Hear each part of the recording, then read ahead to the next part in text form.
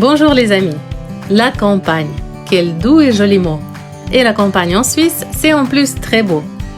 Bien que je suis née et j'ai grandi dans une immense ville avec des millions d'habitants, puis ensuite vécu à Genève pendant plusieurs années, j'adore la campagne et je m'y sens parfaitement bien. C'est pourquoi je n'ai pas pu me retenir et je vous emmène encore dans une ferme. Cette fois, on verra les chèvres et les petits cabris, puis on apprendra tout sur le fromage de chèvre. Alors, motivé? C'est parti!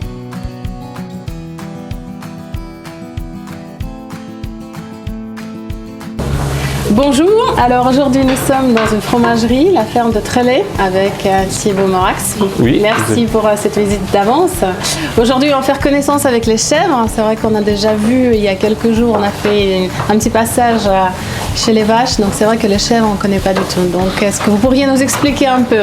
Oui, alors ici on a des chèvres et le domaine, une 72 chèvres, une soixantaine de vaches laitières.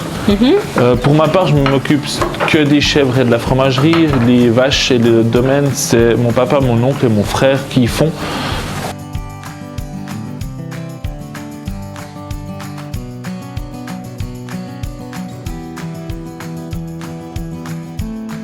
Ensuite, on a aussi 2 alpages. Là, il n'y a que les vaches qui montent, les chèvres restent en bas toute l'année. Du coup, c'est pour ça que moi, je m'occupe vraiment de tout ce qui est chèvres et fromagerie. J'ai fait l'apprentissage d'agriculteur, après j'ai fait l'apprentissage de fromager. Après, je suis revenu sur le domaine où il y avait du travail pour les 4, mais pas forcément pour assez de salaire. Donc, du coup, on a dit qu'il faut ouvrir une nouvelle branche. C'est un domaine familial. Donc. Oui, c'est vraiment un domaine familial. On est là, je ne sais plus combienième génération, mais déjà une bonne série. Et du coup, c'est pour ça que je me suis lancé dans la chèvre. J'ai toujours été passionné depuis tout petit à la chèvre. Combien maintenant vous avez de chèvres en fait en tout? Alors là maintenant, il y a 72 mères. Donc 72 qui produisent du lait. Donc pas tout à fait, elles n'ont encore pas toutes fait les petits. Donc, mais au total, il y en a 72. J'ai commencé avec 20 chèvres et puis voilà, on est monté gentiment. Excellent. Alors on va faire une petite visite pour découvrir cet animal un petit peu plus Oui, alors voilà, les chèvres, c'est vrai que c'est un animal très curieux, c'est un animal très intéressé. On peut regarder, on peut voir là. Gentil, calme. Enfin ça dépend, ça peut être un peu nerveux, un peu calme. Mais c'est vrai que c'est très curieux. On peut voir tout de suite, elles sont intéressées par les nouvelles têtes qu'elles voient. Et entre elles, en fait, elles cohabitent assez bien. Oui, il y a 3 fois des bagarres, il y a quand même une hiérarchie qui se fait, mais pas...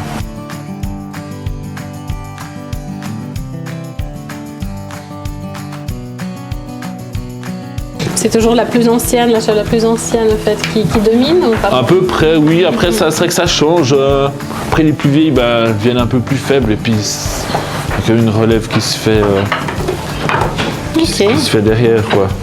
Et puis donc là, c'est la période des naissances. On voit quelques cabris, en fait. Voilà, exactement, oui. Alors la période des naissances, elle a commencé il y a 1 mois maintenant, pile 1 mois. On voit une mère avec son petit... voilà, exactement. Ils sont très protectrices avec... Ça va. Alors là, c'est pas officiellement sa mère, mais elle l'adopte un petit peu, donc... c'est chou.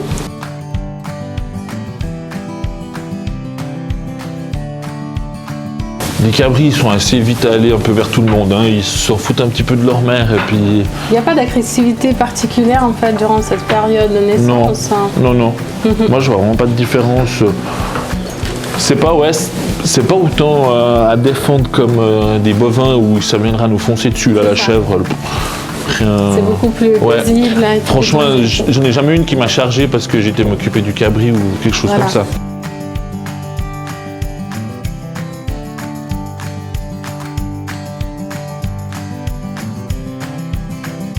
Et puis donc là, nous avons plusieurs races. On voit... Oui, alors il y a les brunes, là, c'est des chamoiseilles. Après, il y a les noires, là, c'est des grisonnarets. Et puis les blanches, c'est des Saanen. À part la couleur, il y a des particularités, en fait, des différences assez... Alors, c'est vrai que la chamoisée et la Saanen, c'est les plus grandes productives de lait. Après, la chamoisée a un lait plus riche, donc un peu plus intéressant à fromager. Et puis les grisonnes, c'est vrai que c'est des chèvres un peu moins laitières, peut-être un peu plus rustiques. Mais elles ont toutes des caractéristiques différentes. Grosso modo, en fait, d'accord.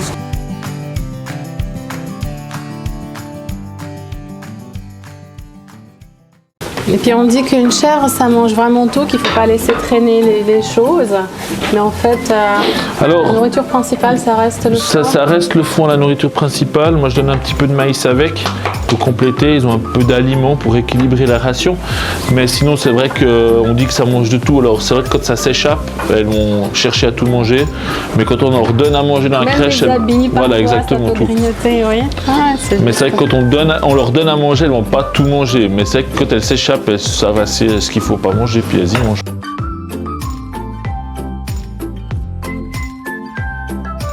Donc là, ça fait quelques mois qu'ils sont à l'intérieur. Oui, alors là, c'est vrai que pendant la période d'hiver, la végétation, elle est à l'arrêt, donc il n'y a pas d'herbe qui pousse, donc c'est pour ça que il faut qu'elles restent dedans. Après, Par rapport au froid aussi, peut-être. les chèvres, elles sont un peu délicates du froid, elles n'aiment pas du tout l'humidité, donc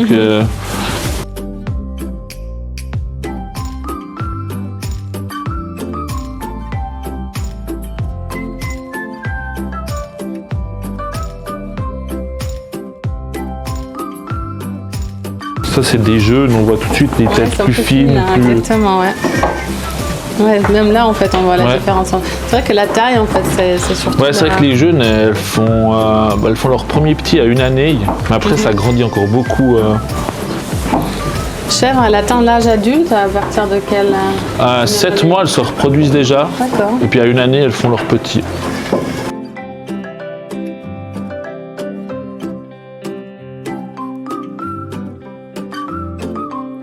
Et là, c'est une Là, crèche.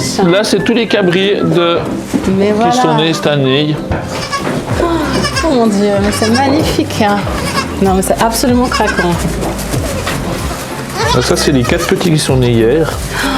Ah Mais oui. comme ils étaient vraiment petits, j'ai préféré les mettre sous la lampe pour qu'ils soient bien au chaud. Donc c'est une lampe qui chauffe. Voilà, effectivement. exactement, ouais. Quand ils sont plus gros, la box à côté, il n'y a pas de lampe parce que ça va, mais c'est vrai qu'eux, ils sont vraiment petits là.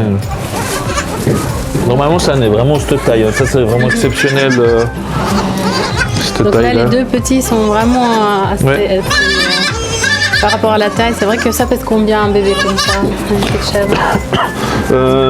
Ceux-là, je pense qu'ils font 2-3 kilos. Et les plus petits, on est... Le plus petit, je pense qu'un kilo, je ne l'ai pas pesé, mais... Vous allez les remettre vers leur mère après ou... Non, alors là, je vais leur donner au biberon parce qu'ils sont trop faibles, ils n'arrivent pas... Ces petits-là, ils n'arrivent pas... je les ai sortis hier, parce que justement, ils n'arrivaient pas à téter leur mère. Ils sont minuscules, mais c'est tellement adorable.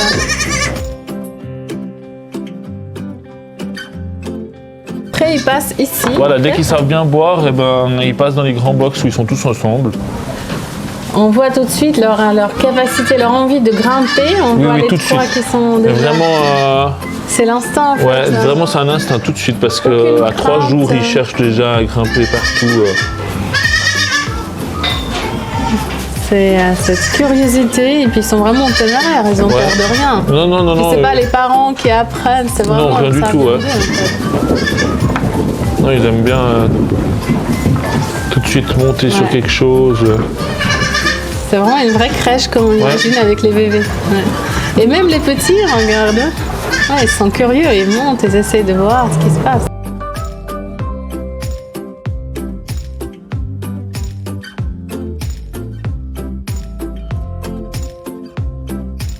C'est vrai que j'aime bien les laisser assez longtemps dedans quand même pour qu'elles se développent bien puis qu'elles soient bien quand elles sortent. Mais au mois de juillet, on commence à les sortir. Donc jusqu'au mois de juillet, ils vont rester plutôt ici dans Oui. le box. Mhm. Les chèvres, vous enlevez les cornes Oui, pour qu'elles ne se blessent ouais, alors c'est vrai que dès qu'elles ont les cornes, ça se bagarre beaucoup et ça se blesse beaucoup. On les voit tout petits. Salut bébé. C'est adorable. Là. C'est vrai que j'ai vu certaines personnes, ils prennent les chèvres naines en fait, c'est ça? Oui, oui. Mais comme un animal domestique. Oui, oui. Non, mais c'est vrai que si on les habitue bien, c'est vite civilisé quand même. Hein, ça... Il y a des contraintes particulières? Déjà, il faut avoir un jardin qui permet de... Oui, bon après, je pense d'accueillir qu'on n'arrive pas à l'éduquer comme un chien ou comme un chat. à faire dans une caisse ou bien à faire que quand on la sort. Ça reste comme un animal qui a besoin d'avoir de Voilà, l'espace. exactement, ça reste comme un animal. La verdure, oui. Mais ouais, c'est vrai que c'est tellement craquant que je peux comprendre les personnes qui veulent avoir une petite chèvre à la maison.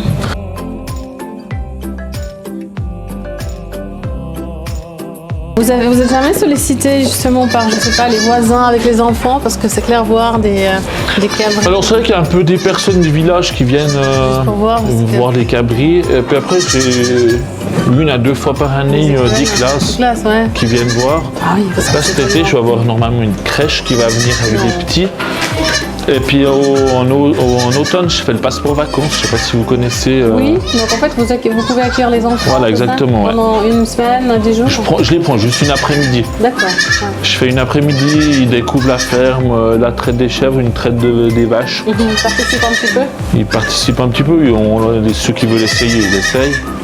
Et puis après, on fait un petit fromage pour leur montrer. Et puis, c'est vrai que c'est très ludique pour les enfants, voilà, faire connaissance avec la nature. Oui, et puis vraiment leur expliquer. C'est qu'il y a beaucoup d'enfants, ils savent plus trop comme ça fait du beurre ou quelque chose comme ça, quoi. Ah, les enfants qui sont élevés en ville, les citadins, c'est... Oui. Du coup, ça permet quand même de leur expliquer et puis de leur montrer comment ça marche, quoi. Ça peut avoir peut-être une approche beaucoup plus respectueuse. Voilà, exactement. De l'alimentation. Après, c'est des petits qui viennent, c'est entre, je sais plus maintenant, 8-10 ans, je crois.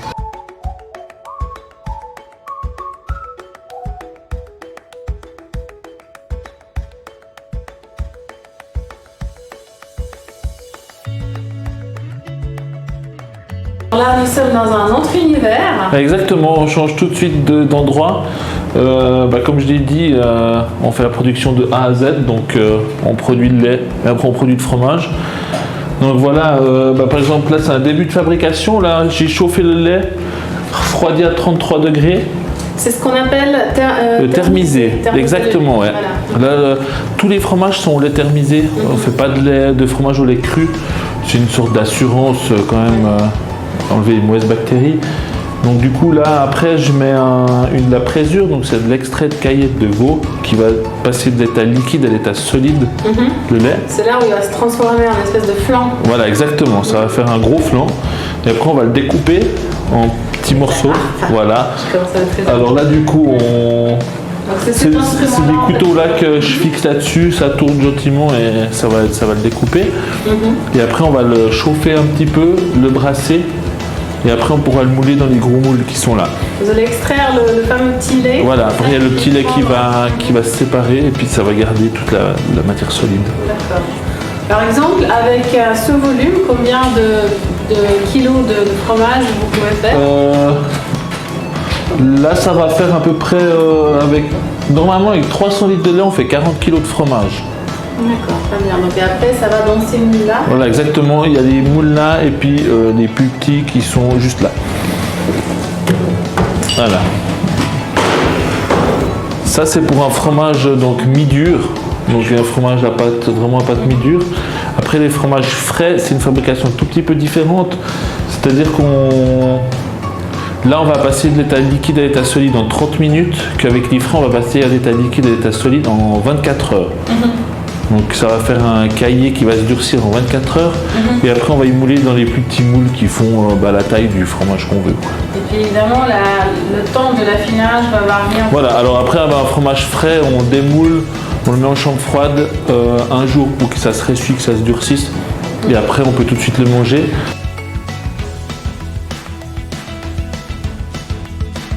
Donc le fromage frais par exemple, tout le processus, ça prend combien de temps?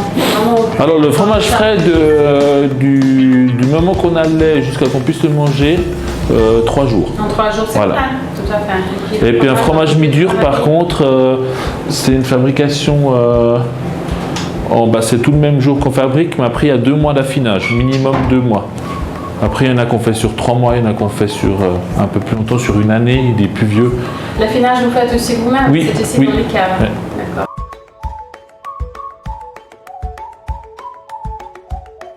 Et puis j'ai vu que vous avez même quelques épices, j'ai vu dans les petits... Oui, alors c'est vrai que les fromages frais, on les épice avec plusieurs goûts différents, poivre, herbe de Provence, ciboulette, piment ou nature. Voilà.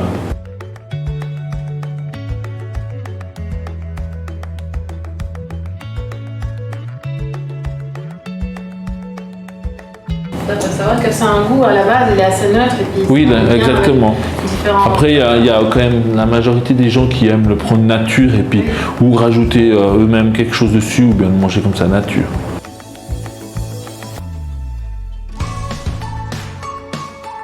J'ai découvert il n'y a pas longtemps qu'on pouvait même faire la fondue avec le fromage de chèvre. Oui, alors là on en fait de la fondue avec, ça c'est avec le mi-dur qu'on fait.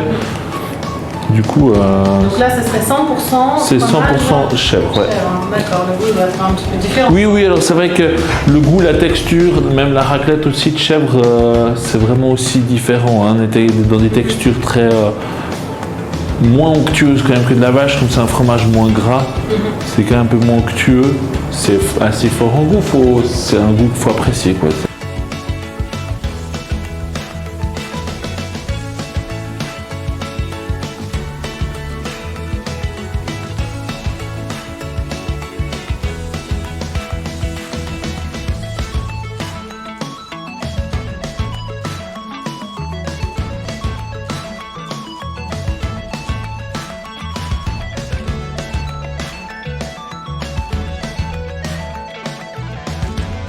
Un petit fromage frais. Donc là, il y a nature, poivre, piment, ciboulette ou herbe de Provence.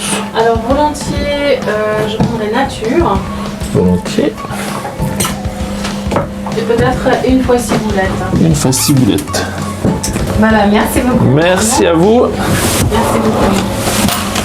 On va déguster ça ce soir. Je suis certaine que ça va être très bon. En tout cas, merci infiniment pour cette visite, c'était très intéressant. Merci à vous. J'ai découvert beaucoup de choses. En plus, j'ai pu acheter quelques produits locaux. J'espère que ça va vous plaire. Je suis certaine. Alors, à très bientôt, passez une belle journée. Merci beaucoup, pareillement, et merci pour votre reportage.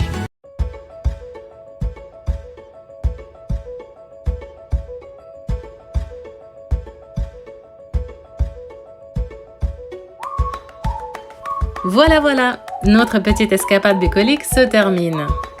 En ce qui me concerne, ces merveilleux cabris ont rechargé mes batteries en m'offrant de l'énergie pour toute la semaine. J'espère que vous avez bien aimé ces quelques images et on se reverra dimanche prochain sur ma chaîne YouTube Les Tableaux de Ludmila. N'oubliez pas de vous y abonner et de partager ce lien avec vos amis.